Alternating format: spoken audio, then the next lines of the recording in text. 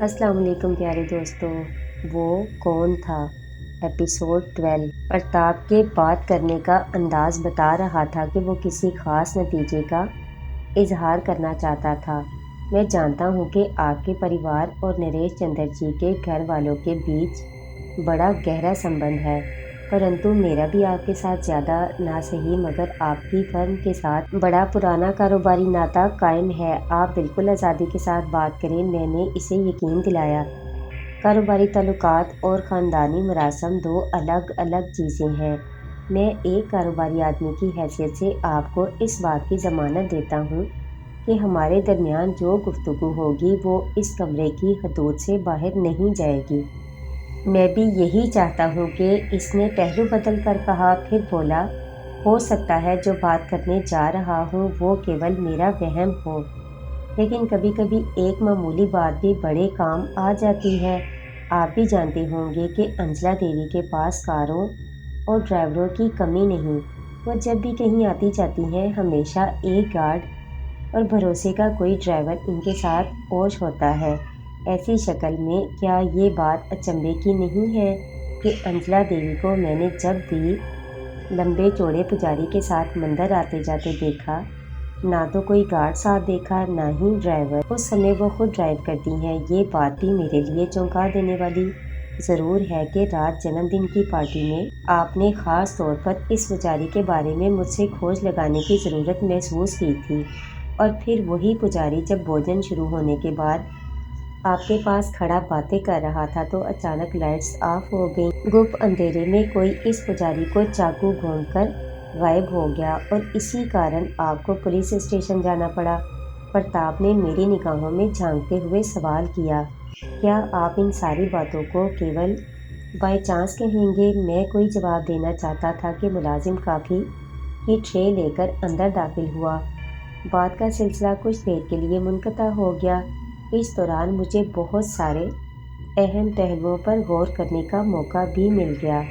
जो बातें प्रताप ये जानने के बावजूद कर रहा था कि मेरे और नरेश चंद्र के कारोबारी और घरेलू ताल्लुकात किस किस्म के थे, अगर इनकी भिनक भी नरेश चंद्र या अंजला देवी को मिल जाती तो प्रताप को गुप्ता नरेश एंड सन्स की तरफ से लाखों रुपए माहाना का नुकसान इश्तहारात ना मिलने की सूरत में हो सकता था।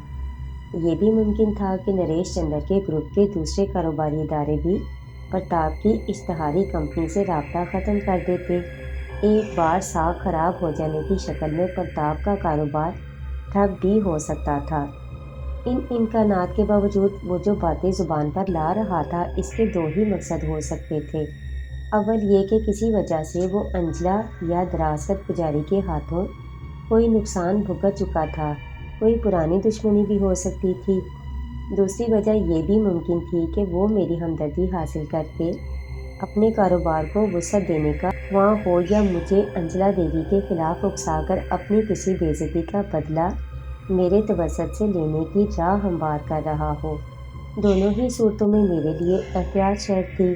मैं आपकी बात में वज़न महसूस कर रहा हूँ, मैंने मुलाजिम के जाने के बाद मुख्तार अंदाज में कहा, मगर इन तमाम बातों से पुजारी पर हमले की आड़ लेकर मुझे फंसवाने की क्या वजह हो सकती है? वजह तो आप ही तलाश कर सकते हैं, इसने मायने खेज लहजे में जवाब दिया। मैं समझा नहीं। मैंने प्रताप को वजाहत तलब नज़रों से देखा। मैं भी नहीं समझ सका कि इतना लंबा चक्कर चलाने की क्या ज़रूरत थी। क्या मतलब? मैं इसके जुमले की साख पर चौंके बगैर ना रह सका। प्रताप ने फ़ौरन ही कोई जवाब नहीं दिया, अलबत्ता मेरे चौंकने पर इसकी आंखों में जो चमक उभरी थी वो इस बात की तर्जुमानी करती नज़र आ रही थी कि इसे अपने मकसद में कामयाबी की कोई किरण ज़रूर नज़र आ गई थी। वो एक लम्हा खामोश रहा, फिर कॉफ़ी का एक घूंट हलक के नीचे उतारते हुए बोला, मैं आपको दो बातें बताने की गरज से हाजिर हुआ था। इसने फिर तौक़ुफ़ के बाद अपनी बात जारी रखी। दूसरी बात ये है कि जिस शख्स ने दरासत पुजारी पर हमला किया था वो भी एक पुजारी ही था। आप यकीन से किस तरह कह सकते हैं? मैंने कसमसाकर कहा। पार्टी में और बहुत सारे मेहमान भी मौजूद थे, लेकिन किसी ने इस किस्म की बात नहीं की कि पुजारी पर हमला करने वाला कौन था। चाहें तो आप इसे भी اتفاق ہی سمجھ لیں کہ جس وقت پنڈال میں خوب اندھیرا ہوا، اس سمے میں پنڈال سے باہر کھلے آکاش تلے کھڑا تھا اور میں نے اس ہٹے کٹے پجاری کو بہت دھیان سے دیکھا تھا، جو کسی آدم خور درندے کی طرح پنجوں کے بل بھاگتا ہوا پنڈال سے باہر نکلا تھا۔ پنڈت پجاریوں کے تمبو کی طرف جانے کی بجائے وہ اس سیاہ رنگ کی مرسڈیز کار میں بیٹھ گیا جو بجری کی ربش میں پہلے سے تیار کھڑی تھی۔ پجاری کے بیٹھتے ہی وہ آندھی اور طوفان کی طرح ریس لگاتی ہوئی کھلے پھاٹک سے باہر نکل گئی۔ مرسڈیز کے ڈرائیور نے ہیڈ لائٹس جلانے کی بھی بھول نہیں کی تھی۔ کیا آپ اس پجاری کا حلیہ بتا سکتے ہیں؟ کیوں نہیں؟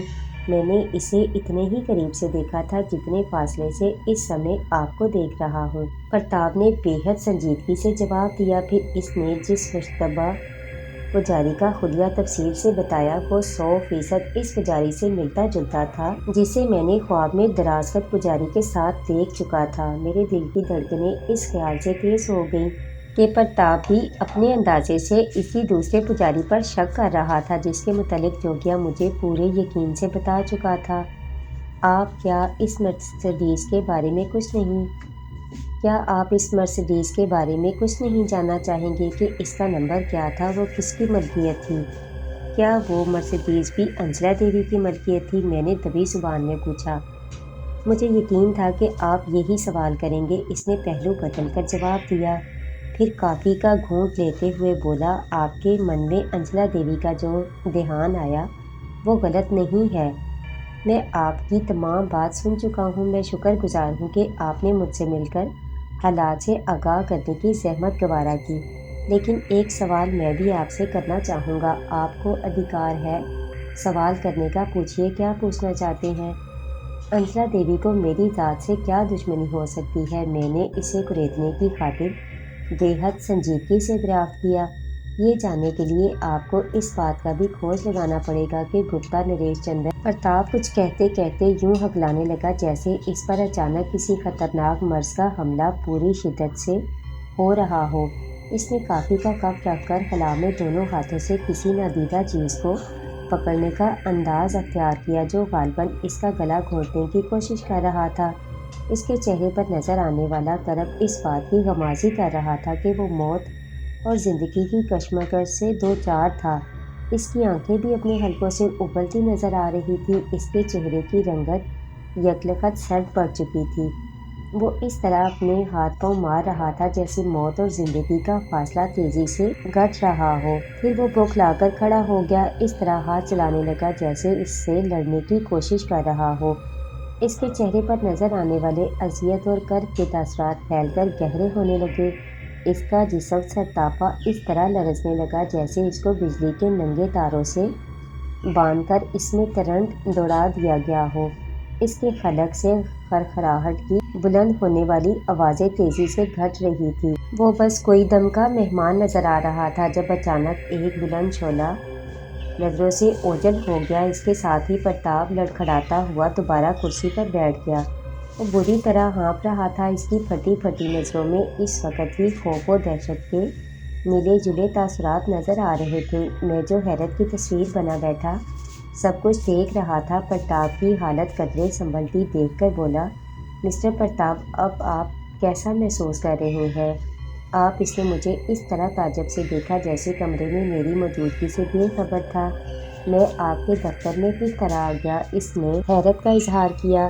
پلیز ریلیکس، میں نے اسے تسلی دی۔ آپ کو اس وقت صرف سکون اور آرام کی ضرورت ہے۔ لیکن میں اس وقت آپ کے دفتر میں وہ جملہ ادھورا چھوڑ کر ہونٹ چبانے لگا۔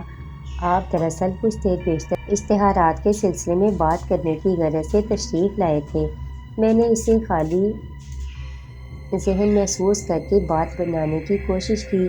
میرے اور آپ کے درمیان کیا بات ہو رہی تھی؟ اس نے مجھے عجیب نظروں سے گھورتے ہوئے سوال کیا۔ مجھے اس کا انداز روپ نگر میں کشمیر ایمپوریم پر زرکام کی کیفیت سے ملتا جلتا محسوس ہوا۔ وہ بھی سب باتیں بھول کر مجھ سے تفصیل دریافت کرنے لگا تھا۔ کیا آپ کو کسی قسم کے دورے بھی پڑتے ہیں؟ میں نے اسے ٹٹولنے کی کوشش کی۔ جی نہیں، مجھے آج تک کبھی کسی قسم کا کوئی دورہ نہیں پڑا۔ مگر آپ نے خاص طور پر دورے ہی کی بات کیوں کی؟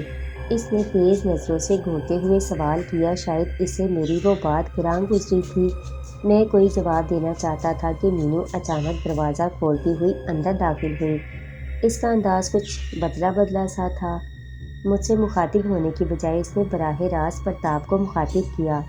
آپ کا ڈرائیور بتا رہا ہے کہ پروگرام کے مطابق آپ کو ٹھیک 2 بجے کہیں اور بھی پہنچنا ضروری ہے۔ ہاں مجھے اب چلنا چاہیے، پرتاپ نے مینو کی بات سن کر بڑی فرمانبرداری سے کہا، پھر بڑی تیزی سے اٹھا اور تیز تیز قدم اٹھاتا میرے آفس سے باہر نکل گیا۔ مینو بھی اس کے پیچھے پیچھے تھی۔ میں نے اسے روکنے کی کوشش نہیں کی۔ میں محسوس کر رہا تھا کہ اس وقت اس کے حسین جسم پر جوگیا کا قبضہ ہے۔ میرے ذہن میں لوگ کے تیز جھکڑ چلنے لگے۔ میرے اندازے کے مطابق وہ رمیش کی شیطانی قوت ہی تھی جس نے پرتاپ کو بھی زرگام کی طرح زبان بند رکھنے پر مجبور کر دیا تھا۔ حدود میں گپتا کے الفاظ گونجنے لگے، وہی آخری لفظ تھے جس کو زبان پر لاتے ہی پرتاپ کی حالت غیر ہونی شروع ہوئی تھی۔ وہ گپتا کے بارے میں مجھے کس راز سے آگاہ کرنا چاہتا تھا، میں نے سوچا۔ پھر یکلخت میرے ذہن میں ایک خیال بڑی سرعت سے ابھرا۔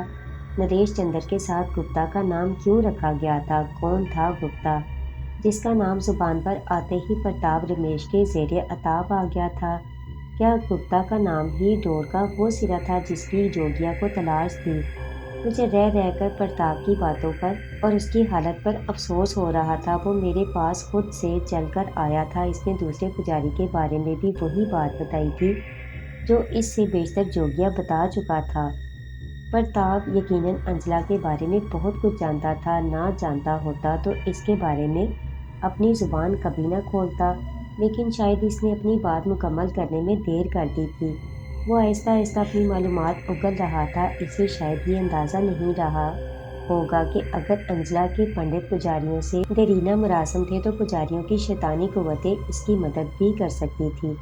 پرتاپ کی باتوں سے صاف ظاہر تھا کہ وہ انجلا اور پنڈت پجاریوں کے میل جول سے خوش نہیں تھا، مگر کیوں؟ وہ کس کی مخالفت میں زہر اگلنے کی کوشش کر رہا تھا؟ کیا اس کا ہدف پنڈت پجاری تھے یا انجلا دیوی؟ اگر وہ انجلا کے خلاف کسی ایسے راز سے واقف تھا جس کا انکشاف دھماکہ خیز ثابت ہو سکتا تھا تو شاید اس نے میرے پاس آ کر غلطی ہی کی تھی۔ وہ ان خاص معلومات کے ذریعے بڑی آسانی سے براہ راست بھی انجلا کو بلیک میل کر سکتا تھا، کروڑوں کی رقم قسط وار لے سکتا تھا، مگر اس نے ایسا نہیں کیا۔ میرے پاس چلا آیا۔ شاید وہ میرے ذریعے انجلا کے خلاف کوئی مہم چلانے کا پروگرام مرتب کر کے آیا تھا۔ طبی کسی زہریلے سانپ کی طرح آہستہ آہستہ اپنی کنڈلی کے بل کھول رہا تھا، لیکن گپتا کا نام زبان پر لاتے ہی وہ کسی شیطانی قوت کے عطاف کا شکار ہو گیا۔ پرتاپ کی کیفیت دیکھ کر میرے ذہن میں زرگام کا تصور ابھرا تھا۔ روپ نگر میں کشمیر ایمپوریم پر اس کی بے چین روح نے بھی میرے والد کے سلسلے میں میری رہنمائی کرنے کی جسارت کی تھی، لیکن رمیش کی گندی اور ناپاک قوتوں نے بروقت اس کی زبان پر تالے ڈال دیے تھے۔ وہ بھی مجھے کوئی اہم بات بتاتے بتاتے اپنی یادداشت کھو بیٹھا تھا۔ خود رمیش نے بھی برملا اس بات کا اقرار کیا تھا۔ پرتاپ کے سلسلے میں بھی یقیناً رمیش ہی نے اچانک کوئی طاغوتی عمل کر کے اسے جنونی کیفیت سے دوچار کر دیا ہوگا۔ وہ خود کہیں دور چھپا بیٹھا تھا، لیکن اس کی نظروں کی ماورائی قوتیں حالات کا جائزہ لے رہی ہوں گی۔ وہ میرا جانی دشمن بن گیا تھا تو اسے میرے بارے میں اس کے جنتر منتر کے بغیر ایک ایک پل کی خبر پہنچا رہے ہوں گے۔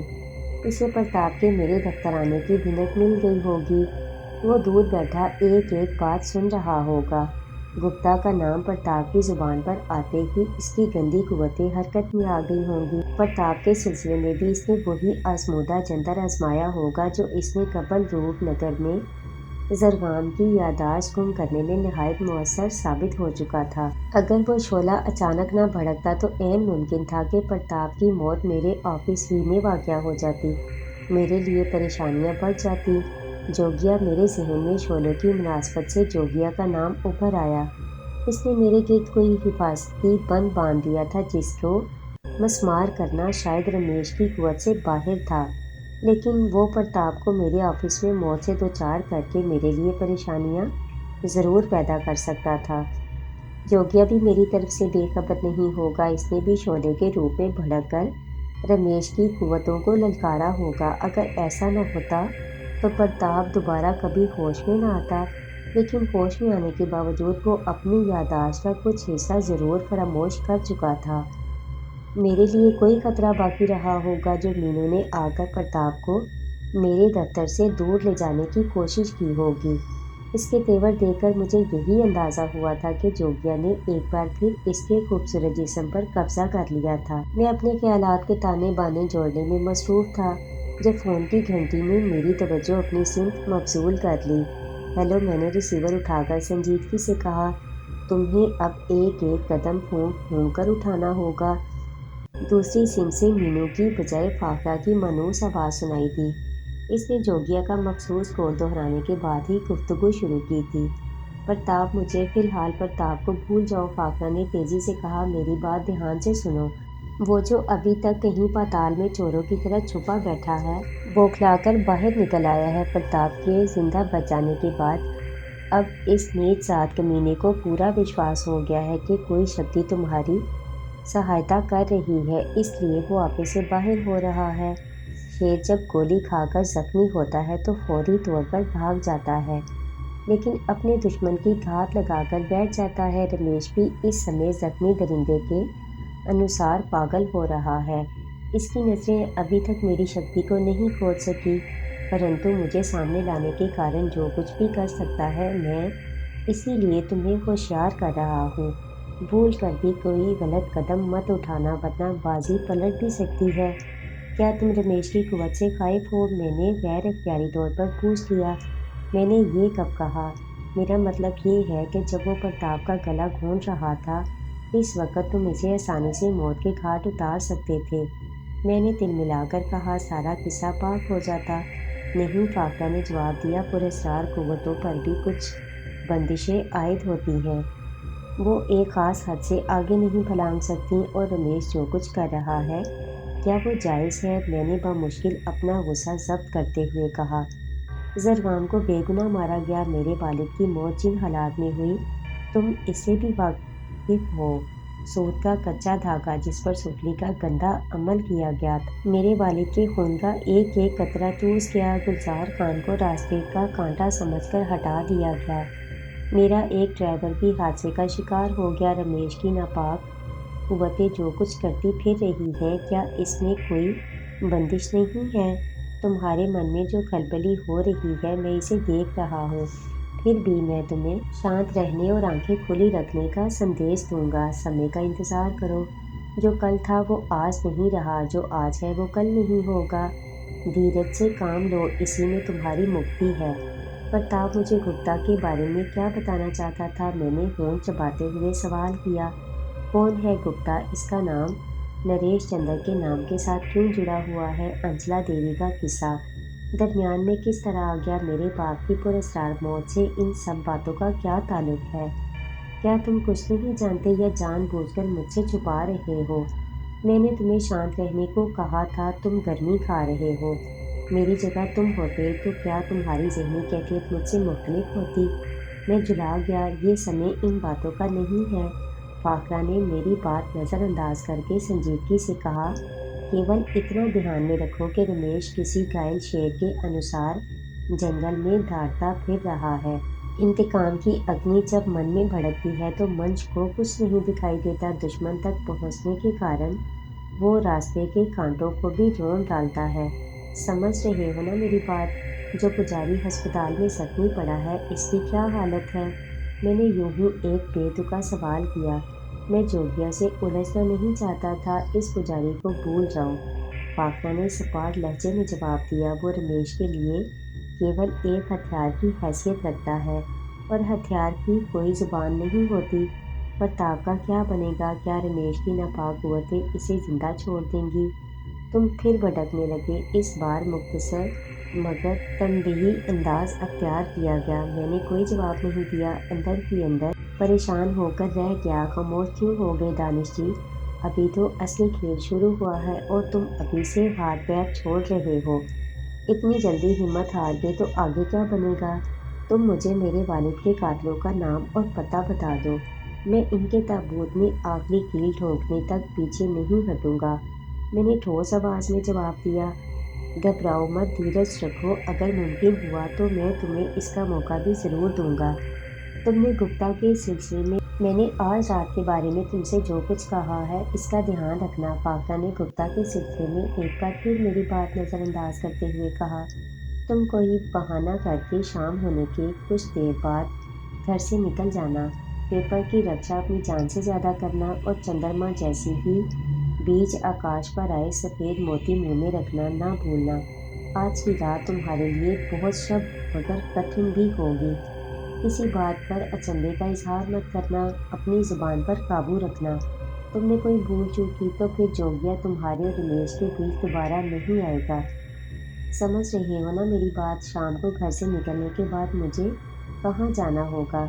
جہاں تمہارا من چاہے، پرنتو بچے کی آواز پر کان لگائے رکھنا۔ آج اس کی کسی بات سے انکار مت کرنا، وہ جیسا کہے ویسا ہی کرنا، جدھر جانے کو کہے بنا کوئی سوال کیے خاموشی سے ادھر چل پڑنا۔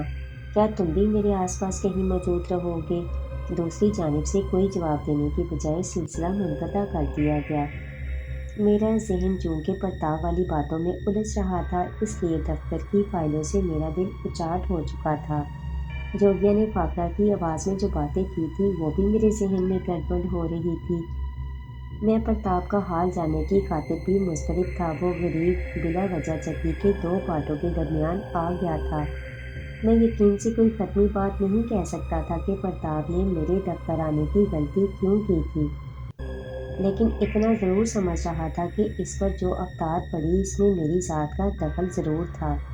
رمیش کے سامنے آ جانے کی خبر بھی میرے لیے پریشان کن تھی۔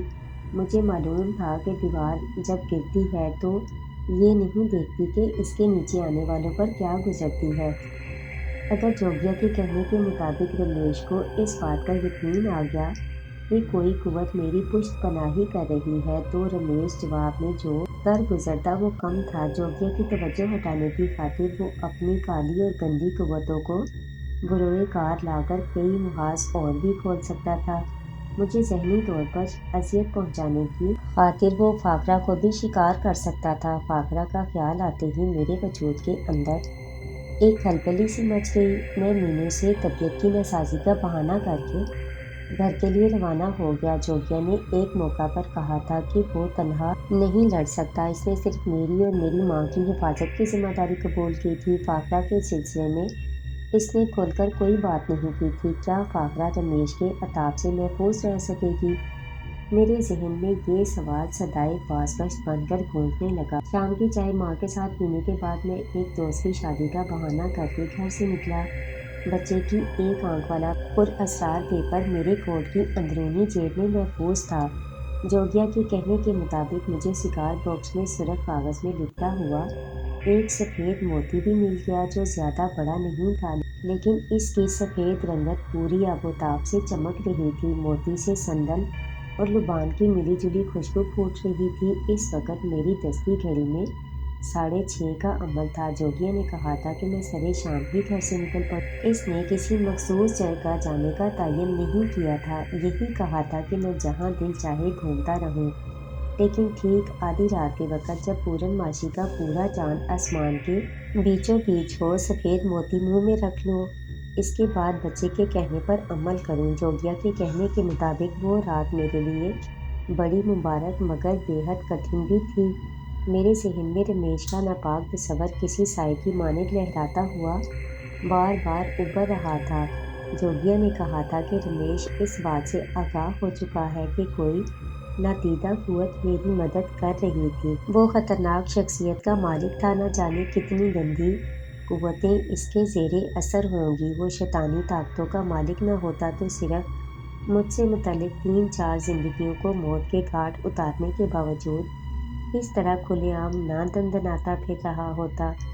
جو طاقت میری پشت پناہی کر رہی تھی، اس کے علم میں آ جانے کے بعد رمیش یقیناً بہت زیادہ محتاط ہو گیا ہوگا۔ مجھے یقین تھا کہ اب وہ کوئی اوچھا وار نہیں کرے گا، بہت سوچ بوجھ کے بعد ہی کوئی بھرپور اور خطرناک قدم اٹھائے گا۔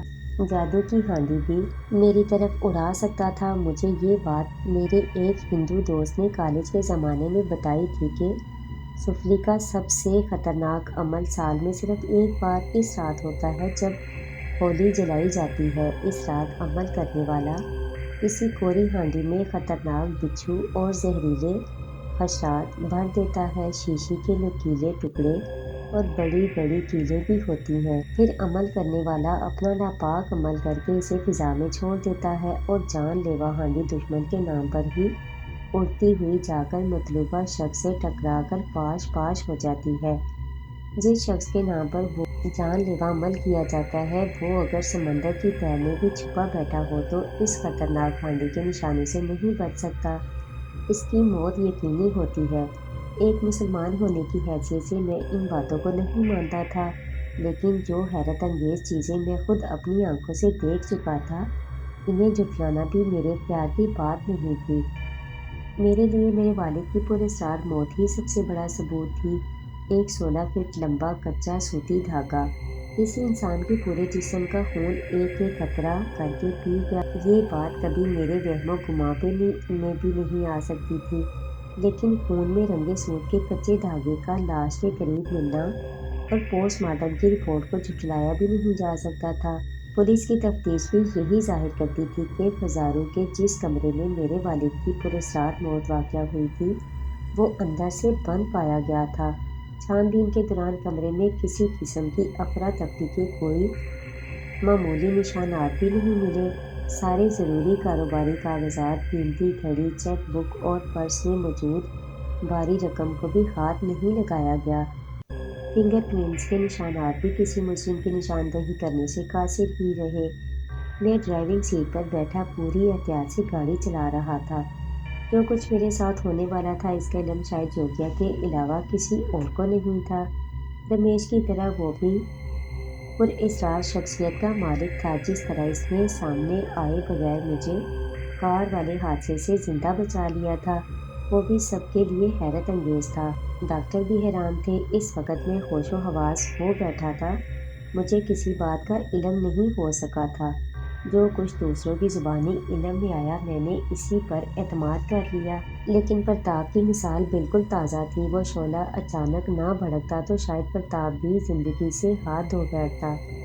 جوگیا نے یہی بتایا تھا کہ رمیش کی گندی قوتوں نے ہی روپ نگر میں سرگرام کی زبان پر اس وقت تالے ڈال دیے تھے، اس کی یادداشت گم کر دی تھی۔ جب وہ کچے سوتی دھاگے کے بارے میں کوئی اہم انکشاف کرنے والا تھا، میرا ذہن قلع بازیاں کھاتا رہا۔ ایک بات میرے ذہن کو اس وقت بھی الجھا رہی تھی، جوگیا اور رمیش میں سے زیادہ طاقتور کون تھا؟ اگر رمیش شیطانی قوتوں کا مالک تھا تو کیا جوگیا کو اپنے راستے سے نہیں ہٹا سکتا تھا؟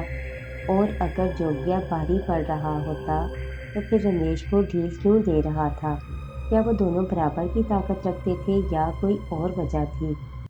جو ایک دوسرے سے ٹکرانے سے گریز کر رہے تھے۔ جوگیا نے کہا تھا کہ اس پر کچھ بندشیں عائد تھیں، لیکن رمیش اب تک اپنی کمینگی اور سفلی کے ناپاک عمل سے جو کچھ کر چکا تھا اور کر رہا تھا، اس سے صاف ظاہر تھا کہ ہر قسم کی بندشوں سے آزاد تھا۔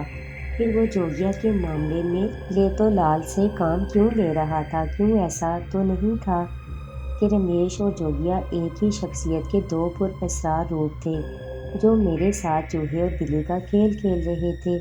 میرے دماغ پر بوجھ بڑھا تو میں نے گاڑی سول لائنز ایریا میں ایک کیفے کے سامنے کھڑی کر دی اور اتر کر اندر داخل ہو گیا۔ مجھے اس وقت ایک کپ گرما گرم کافی کی ضرورت بڑی شدت سے محسوس ہو رہی تھی۔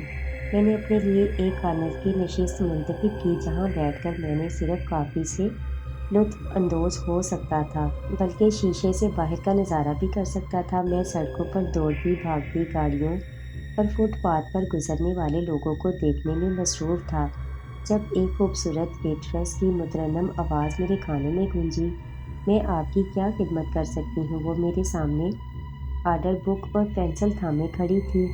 ایک کپ کافی، میں نے اس پر ایک سرسری نظر ڈالتے ہوئے کہا، اور کچھ؟ نو تھینکس۔ ویٹریس میرا آرڈر لے کر چلی گئی۔ میں نے پھر جوگیا کے بارے میں سوچا۔ اس نے آج کی رات کو میرے لیے بہت اہم قرار دیا تھا، یہ تاکید بھی کی تھی کہ نادیدہ بچے کی آواز مجھے جہاں بھی لے جانا چاہے، میں بلا کسی چون چران کے اس پر عمل کروں۔ سفید موتی کو نصف رات گئے منہ کے اندر رکھنے کو بھی کہا گیا تھا۔ عام حالات میں شاید میں ان باتوں کو فضول سمجھ کر نظر انداز کر جاتا، مگر میرے ساتھ جو پر اسرار واقعات اور حادثات گزر چکے تھے، انہوں نے مجھے ضعیف الاعتقاد بنا دیا تھا۔ ہواؤں سے لڑنا میرے بس کی بات نہیں تھی، اس لیے وقت کے پیش نظر جوگیا کی باتوں پر عمل کرنے کے سوا میرے پاس اور راستہ بھی کوئی نہیں تھا۔ سرو کرنے والی خوبصورت ویٹرس نے کافی کی ٹرے لا کر میز پر رکھی تو میں نے یوں ہی مسکرا کر اس کی طرف دیکھا، پھر کافی بنانے میں مشغول ہو گیا۔ گرم کافی سے اٹھنے والی بھاپ اور خوشبو میرے ذہن کو تر و تازہ رکھنے میں ہمیشہ بڑی معاون ثابت ہوتی تھی۔ اس وقت بھی کچھ ایسی ہی کیفیت سے دوچار تھا جب ایک پستہ قد نو وارد میرے سامنے آ کر بڑی بے تکلفی سے بغیر اجازت لیے سامنے والی کرسی پر بیٹھ گیا۔ میرے قرب و جوار میں اور بھی کئی میزیں اور کرسیاں خالی تھیں، چنانچہ مجھے اس کی بے تکلفی گراں گزری میں سنبھل کر بیٹھ گیا۔ پھر میں اسے اس کی بے تکلفی اور بد اخلاقی کا احساس دلانے کی خاطر کچھ کہنے کے لیے مناسب الفاظ تلاش کر رہا تھا جب اس نے مسکرا کر کہا، خاکسار کو پروفیسر خفتی کے نام سے جانا پہچانا جاتا ہے۔ آپ کو میرا اپنے ساتھ بیٹھنا ناگوار خاطر تو نہیں لگا؟ پہلے لگا تھا، لیکن آپ کا خوبصورت نام سن لینے کے بعد آپ شاید میرا مذاق اڑانے کی کوشش کر رہے ہیں۔ اس نے بڑی دکھائی سے میرا جملہ منقطع کر کے لاپرواہی کا مظاہرہ کیا، پھر یکلخت سنجیدگی سے بولا، کیا آپ نے کبھی زندگی کے اس فلسفے پر غور کیا ہے کہ انسان جب دوڑتا بھاگتا ہے تو اس کے پاؤں آگے پیچھے حرکت کرتے ہیں، لیکن کوئی جہاز جب پرواز سے بیشتر رن وے پر دوڑتا ہے تو اس کے پچھلے دونوں پہیے ایک ساتھ بھاگتے ہیں؟ دوبارہ کبھی جہاز دیکھنے کا اتفاق ہوا تو غور ضرور کیجیے گا۔ میں نے اسے گھورتے ہوئے جواب دیا، جہاز کے کچھ پہیے آگے بھی ہوتے ہیں۔ درست فرمایا آپ نے، لیکن وہ بھی ساتھ ساتھ چلتے ہیں، انسان کی طرح آگے پیچھے قدم نہیں مارتے۔ وہ بدستور سنجیدہ تھا۔ کار کے بارے میں آپ کی ماہرانہ رائے کیا ہے؟ میں نے اس کا مذاق اڑانے کی کوشش کی۔ میں چونکہ عرصے سے بیکار ہوں، اس لیے میں نے کبھی کار پر غور نہیں کیا۔ آئی سی، میں کسی خیال سے چونکا آپ کو شاید ملازمت کی تلاش ہے۔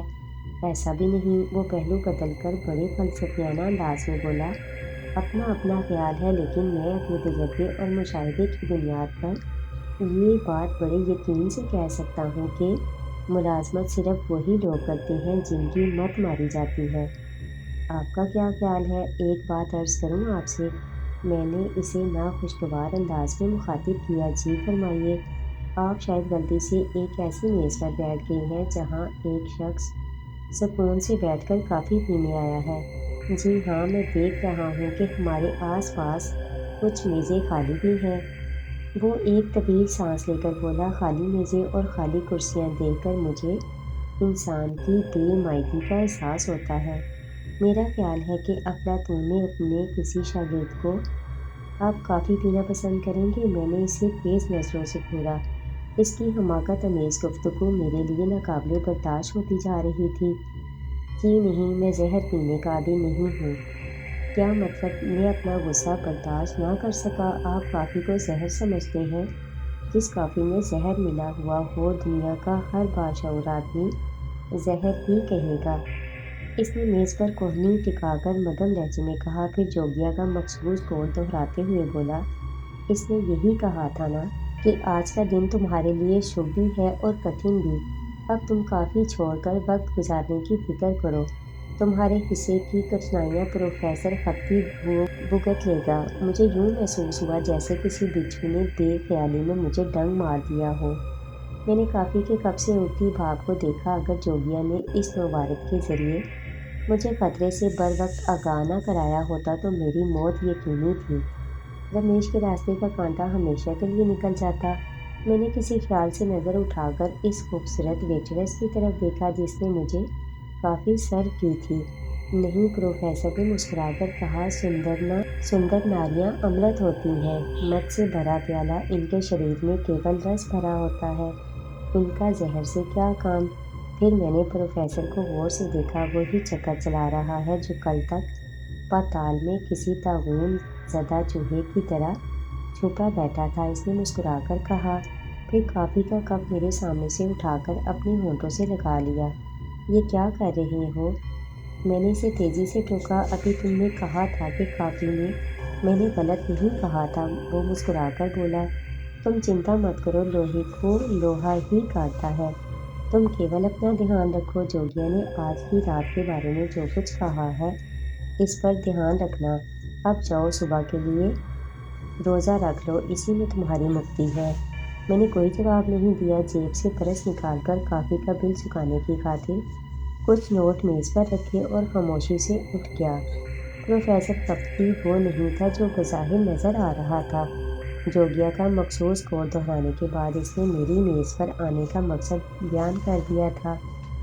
لیکن ایک بات بہرحال میرے لیے تشویش طلب تھی۔ اگر کافی میں رمیش کی طاغوتی قوتوں نے کسی طرح زہر شامل کر دیا تھا تو پھر پروفیسر نے یا وہ جو کوئی بھی تھا اتنے اطمینان سے کپ اٹھا کر ہونٹوں سے کیوں لگا لیا؟ کیا وہ زہر اس کی موت کا سبب نہیں بن سکتا تھا؟ میں نے کیفے سے باہر آ کر گاڑی میں بیٹھتے ہوئے ایک نظر اس میز کی طرف ڈالی جس پر کچھ دیر قبل میں بیٹھا تھا۔ میرا خیال تھا کہ پروفیسر وہاں موجود ہوگا، لیکن میز مجھے خالی نظر آ رہی تھی۔ میں نے وہاں رکنا مناسب نہیں سمجھا۔ گاڑی اسٹارٹ کر کے پھر شہر کی مختلف سڑکوں کے چکر لگانے شروع کر دیے۔ میں اب پوری طرح محتاط تھا۔ موت کے سرد ہاتھ ایک بار پھر جوگیا کی بروقت مدد کی وجہ سے میری گردن دبوچتے رہ گئے تھے۔ میں محسوس کر رہا تھا کہ رمیش کی ناپاک قوت سائے کی طرح میرا تعاقب کر رہی ہوگی۔ وہ مجھے موت کے گھاٹ اتارنے کی خاطر کانٹوں پر لوٹ رہا ہوگا۔ ممکن ہے اس کی نظروں نے بھی وہ مقصد بھانپ لیا ہو جس کی خاطر جوگیا نے مجھے کچھ ہدایتیں دی تھیں۔ ایسا نہ ہوتا تو وہ زہر آلود کافی کے ذریعے مجھے مارنے کی کوشش کبھی نہ کرتا۔ جوگیا نے یہی کہا تھا کہ رمیش کی شیطانی قوتیں براہ راست مجھ سے ٹکرانے کی ہمت نہیں کر سکتی، اس لیے وہ بلا واسطہ طریقہ اختیار کرنے سے گریز کر رہا تھا۔ ایک ناکامی سے دو چار ہونے کے بعد وہ یقیناً اور مشتعل ہو گیا ہوگا۔ بے شمار سازشیں اس کے غلیظ ذہن میں کلبلا رہی ہوں گی۔ وہ اس حصار کو توڑنے کی خاطر تڑپ رہا ہوگا جو جوگیا نے میرے گرد قائم کر رکھا تھا۔ میں شہر کی سڑکوں کے بے معنی چکر لگاتا رہا۔ 11:30 بجے میں نے ایک پیٹرول پمپ پر گاڑی روک کر ٹینکی فل کرائی۔ پھر میں دوبارہ گاڑی اسٹارٹ کر رہا تھا جب کسی بچے کی کرب میں ڈوبی ہوئی آواز میں کانوں میں گونجی جو میں پہلے بھی سن چکا تھا، میری بات پورے دھیان سے سنو، آج اپنی زبان کھولنے کی بھول مت کرنا، ورنہ پھر میرا تمہارا ساتھ ہمیشہ کے لیے چھوٹ جائے گا۔ تم بھی اپنے باپ کے قاتلوں کو تلاش نہیں کر پاؤ گے۔ میری بے چین روح بھی آسمان کی طرف واپس لوٹ جائے گی۔ تم اگر مجھ سے کچھ کہنا سننا چاہو تو من ہی من میں سوچنا، میں تمہاری بات سن لوں گا۔ تم کون ہو؟ میں نے دل ہی دل میں اسے مخاطب کیا۔ تم نے پہلے بھی میرے اس سوال کو نظر انداز کر دیا تھا۔ جلدی مت کرو، آہستہ آہستہ تم سب جان لو گے۔ اس کی آواز میں درد کی شدتیں شامل تھیں۔ کیا تم اس عورت سے واقف ہو جس پر دو پجاری ظلم ڈھا رہے تھے؟ میں نے گاڑی چلاتے ہوئے سوچا، مجھے یاد ہے دراز کر پجاری نے اس مجبور اور بے بس عورت کے جسم پر تیل چھڑک کر آگ لگا دی تھی۔ کیا وہ زندہ ہے یا جل کر راکھ ہو گئی؟ جب تک وہ مجھے نہیں پالے گی اس کے شریر اور آتما کا سنبندھ نہیں ٹوٹ سکتا۔ تو کیا وہ عورت تمہاری؟ ہاں، بچے کی کراہتی ہوئی آواز ابھری، وہ میری ماں ہے۔ ماں جس کی خاطر میری آتما ابھی تک اس دھرتی پر بھٹک رہی ہے۔ کیا تم براہ راست اس کے پاس نہیں جا سکتے؟ نہیں، اگر میں اس کے قریب گیا تو پنڈت اور پجاری جو اس پر دن رات کڑی نظریں جمائے بیٹھے ہیں میری آتما کو جلا کر بھسم کر دیں گے۔ میں نے مینو کے ساتھ پرانے قبرستان میں جس بچے کو دیکھا تھا، کیا وہ زیادہ باتیں مت کرو، اس نے میری بات مکمل نہیں ہونے دی۔ صرف وہی کرو جو جوگیا نے کہا ہے، سفید موتی نکال کر منہ میں دبا لو، پورنماشی کا چاند آسمان کے بیچ آنے کا سمے ہو رہا ہے۔ میں نے بچے کی ہدایت پر عمل کرنے میں دیر نہیں کی۔ سفید موتی نکال کر زبان کے نیچے دبا لیا۔ جوگیا سے تمہارا کیا رشتہ ہے؟ میرے اندر کے تجسس نے مجھے مجبور کر دیا۔ رشتے ناطے سب جھوٹ ہیں، مکر ہیں، دھوکہ ہے۔ بچے کی آواز تھوڑے توقف سے پھر میری قوت سماعت سے ٹکرائی۔ تمہارا اور جوگیا کا کیا سمبند ہے؟ وہ تمہاری مدد کیوں کر رہا ہے؟ شاید اس سے میری ساتھ سے ہمدردی ہو گئی ہے۔ میرے اس کے درمیان بھی ایسا ہی رشتہ ہے، اس کی کرپا ہے جو میرے کام آ رہا ہے، ورنہ اس پاپی سنسار میں کون کسی کے کام آتا ہے؟ تمہاری ماں کا کیا نام ہے؟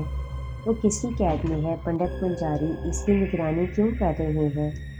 اپنی گاڑی اب کہیں حفاظت سے کھڑی کر دو۔ اس نے میری بات سنی انسنی کرتے ہوئے کہا، کیا تم میرے باپ کے قاتلوں کو بھی جانتے ہو؟ میں نے گاڑی کا رخ ایک پارکنگ لاٹ کی طرف جانے والے راستے پر موڑ دیا۔ جوگیا نے تم سے کہا تھا کہ سمے کا انتظار کرو، میں بھی یہی کہوں گا۔ میں اس نادیدہ بچے کا جواب سن کر تلملا اٹھا، لیکن میں نے سب سے کام لیا۔ کچھ دیر بعد میں نے گاڑی پارکنگ لاٹ میں لے جا کر پارک کی، پھر اتر کر نیچے آ گیا۔ میں اب تمہارا ہاتھ تھام کر جہاں لے جاؤں گا وہاں اپنی زبان بند ہی رکھنا۔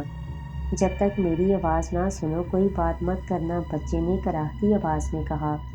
پنڈت اور پجاریوں نے اب جو منڈال کھینچ رکھے ہیں وہ بارودی سرنگوں سے بھی زیادہ خطرناک ہیں۔ اس بار آگ بھڑک اٹھی تو پھر جوگیا بھی ہمارے کام نہیں آ سکے گا۔ صرف آنکھیں کھلی رکھنا اور بس۔ کیا تم مجھے اپنا نام بتانا پسند کرو گے؟ میں نے کسی خیال کے تک پوچھا۔ ذات پات اور بھید بھاؤ کے چکر میں مت الجھو، یہ سب اس دھرتی کے ڈھکوسلے ہیں۔ ایک منچ دوسرے منچ کے مشکل سمے میں کام آ جائے، یہی سب سے بڑا دین دھرم ہے۔ میں پھر اس کے جواب میں بھنا کر رہ گیا۔ سچی بات کا سودا ہمیشہ بڑا کڑوا ہوتا ہے، کراہتی ہوئی آواز میں جواب ملا۔ پھر بچے کے ہاتھ کی استحکامی انگلیوں نے میری کلائی کے گرد اپنا شکنجا ڈال دیا۔ میں کچھ دیر تک پیدل چلتا رہا، پھر ذہن پر ایک بے نام سی غنودگی طاری ہونے لگی۔ مجھے یوں لگا جیسے شدید دھند نے اچانک نمودار ہو کر میری بینائی کو بھی دھندلا دیا ہو۔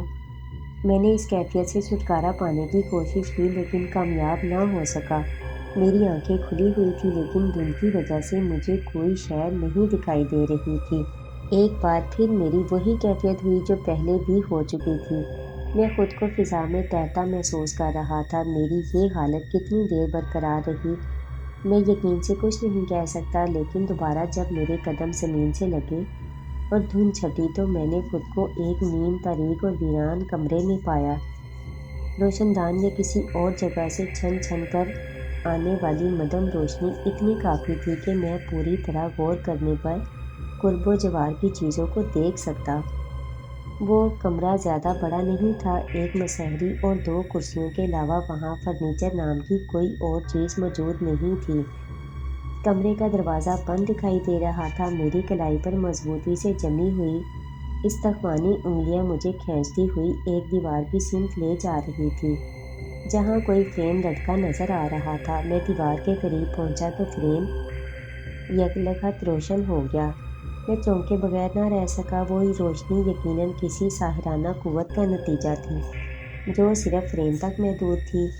ایک معمولی سی کرن تھی جو ادھر ادھر پھورتی نظر نہیں آ رہی تھی۔ میں ایک لمحے کو دم بخود رہ گیا، پھر میری نظریں فریم میں لگی اس تصویر پر جم گئیں جسے غالباً برسوں سے صاف کرنے کی ضرورت نہیں محسوس کی گئی تھی۔